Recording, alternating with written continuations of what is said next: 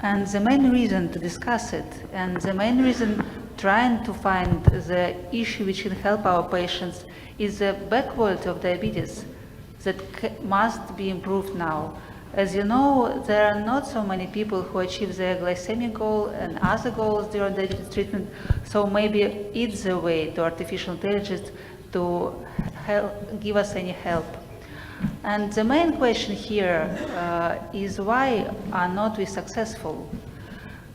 Is the only reason is complexity of diabetes treatment with daily activities, measure glucose, doctor's visit, insulin injection, and so on and so forth? I think that the reason also is burden of diabetes, but not only for patients who live in their life with this disease, but also for healthcare professionals who are working hard for better life of our patients. So what is the definition of artificial intelligence before we start to discuss the simplification of it? Of course, is the theory and development of virtual systems which are able to perform tasks normally by utilizing human intelligence, such as visual perception, speech recognition, decision making, and translation between languages. A lot of things. Machine learning is a subset of artificial intelligence, and of course artificial intelligence aims to accurately make advanced inference on a large amount of data. If you have any doubts about artificial intelligence and the usage in diabetology or endocrinology or medicine, you don't need to have any doubts, because artificial intelligence has already revolutionized various fields in medicine and research, and diabetology also. If you're just trying to look on this problem from the patient's point of view, people with diabetes are here, healthcare professionals are here, and integrated healthcare system is also here. We are all involved in artificial intelligence work in diabetology. Trying to speak very shortly about the ways how it works.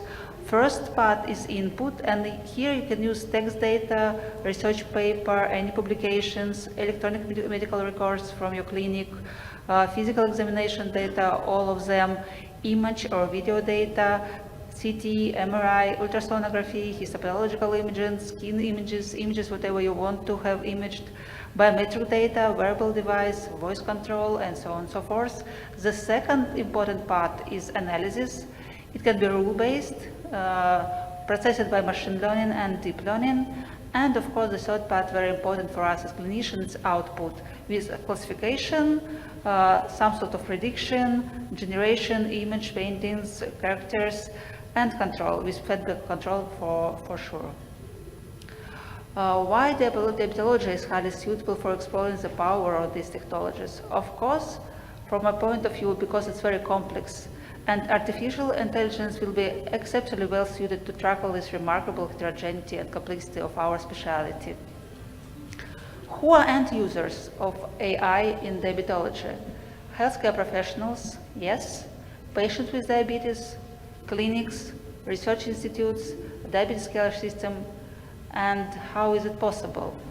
I will discuss it not in a very complex manner, just giving you some example when AI working successfully for patients with diabetes and healthcare system. Of course, the most important thing for me is prediction of diabetes, as Peter Schwartz discussed before, because it's a part of smart health as a future diabetes care. Glycemic control, and we discuss it later, prediction of glycemic events, prediction of complications, and diagnosis of complications.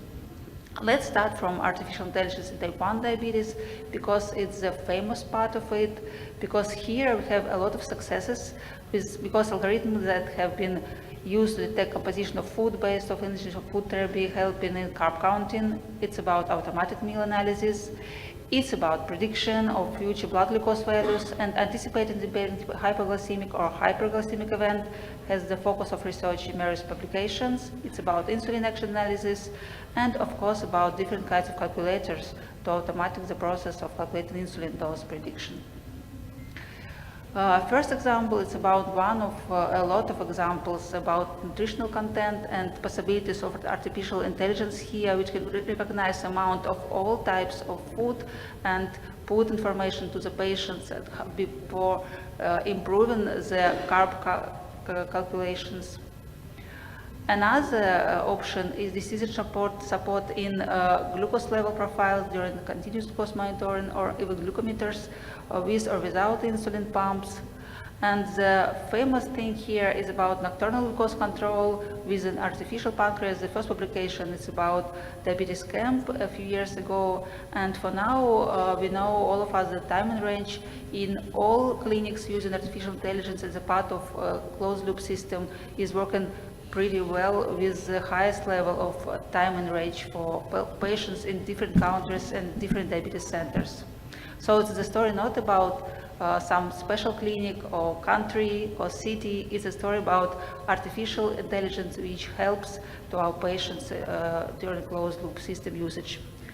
And even more, for now, we have consensus recommendation for the use of automatic insulin delivery technologies in clinical practice.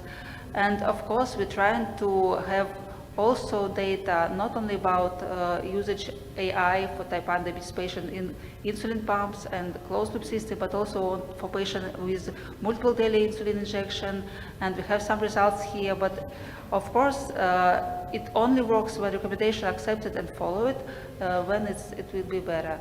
How artificial intelligence can be helpful in decision support system? Of course, it's very important because all of us working as clinicians, we know that sometimes it's very difficult because of not enough time, not enough resources to help all our patients. And there are some examples, for example, is for short to long-term HbA1c response after insulin initiation in patients with type 2 diabetes, and even for predicting the risk of hospitalization in diabetes, it also can be very helpful.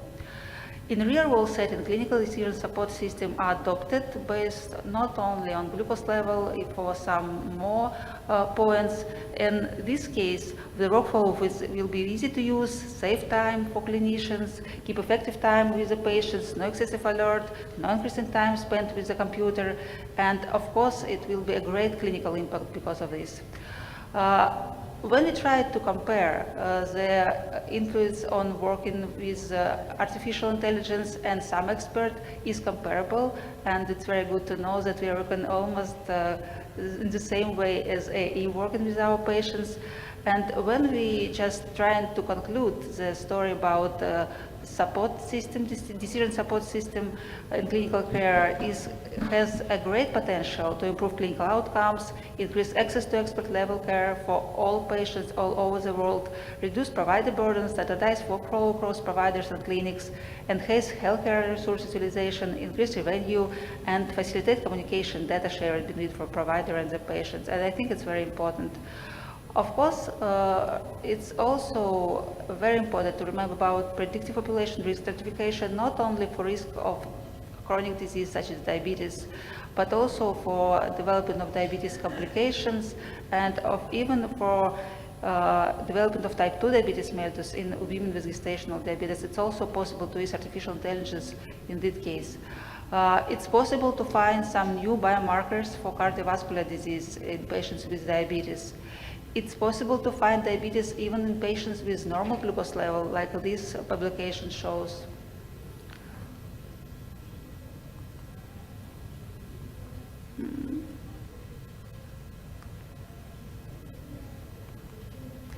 And as a best example, of course, is automatic retinal screening, because deep learning algorithms have been developed to optimize the diagnosis of diabetic retinopathy, and it's working very well. A best screening of retina is feasible, accurate, and well-accepted method, of course, with high sensitivity and specificity, and great patient satisfaction. I don't know what's going on with.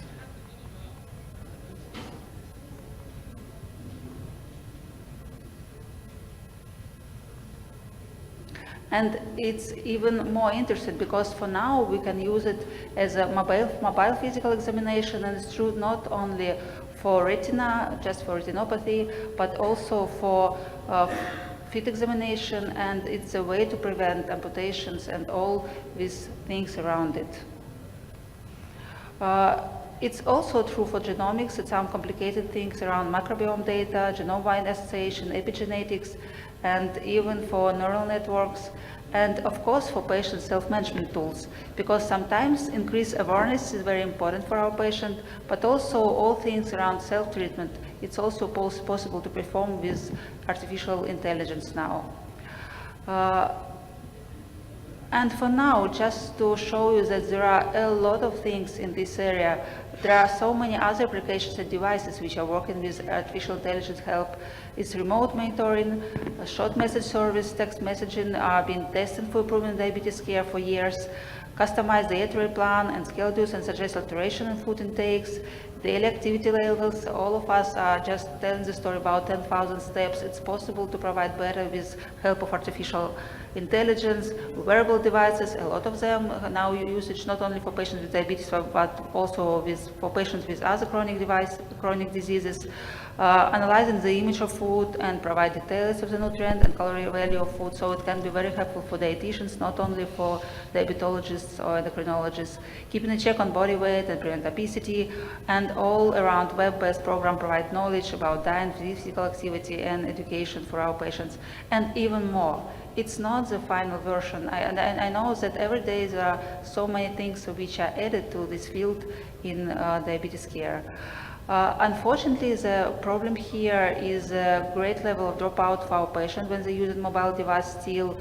But if you're just trying to summarize, even with all these things, there are a lot of opportunities with some sort of methodology, with application with all around the world, is data from European Diabetes Forum, when exists example which I showed you before.